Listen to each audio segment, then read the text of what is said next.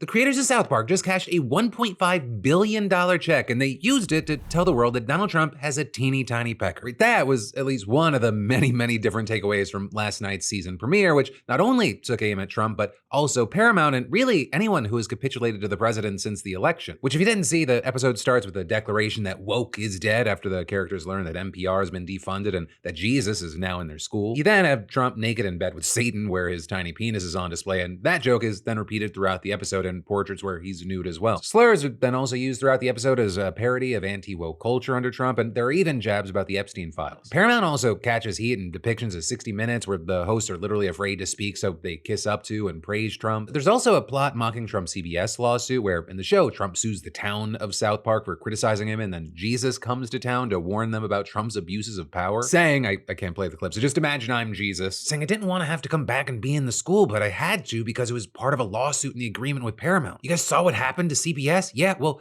guess who owns CBS? Paramount. You really want to end up like Colbert? You guys gotta stop being stupid. If someone has the power of the presidency and also has the power to sue and take bribes, and he can do anything to anyone, right? And then it ends with the town of South Park settling Trump's lawsuit by agreeing to air pro-Trump PSAs, and then a PSA plays with a narrator calling Trump brave, but then it showed an AI version of him naked, struggling to walk through a desert, and he has a tiny penis, and also his tiny penis speaks to him, right? In that PSA and all of that, it seems to be a reference to the controversy within Paramount's ongoing merger with Skydance, which, we talked about earlier this week, because they'll need the Trump administration's approval for this, so many believe that they're going out of their way to get on his good side. And in fact, on that front, just yesterday you had Skydance telling the FCC that it would cut all DEI efforts at Paramount. And that is, many believe that they axed the Late Show with Stephen Colbert and agreed to a $16 million settlement with Trump to get this merger rolling. Also, I'll say with that, there's been some reporting saying that there were some side deals in the $16 million settlement that actually makes it worth more. Or with that, including things like Skydance setting aside millions of dollars to air PSA supporting conservative causes, hence the South Park mockery. And so, all in all, it just made for a pretty wild episode one.